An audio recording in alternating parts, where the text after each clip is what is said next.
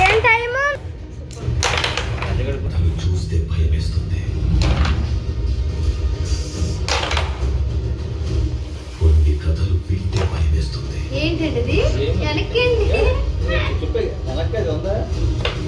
మరీ అమ్మ చీటింగ్ మరి అది చీట్ అది చీటింగ్ అమ్మ ఊ చీటింగ్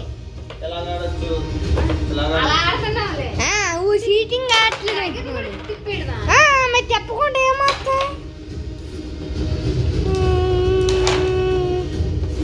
సరే సెలవు తీసుకుందాం ఎవరు కలిసి మీరే కలిసి వాడి కథ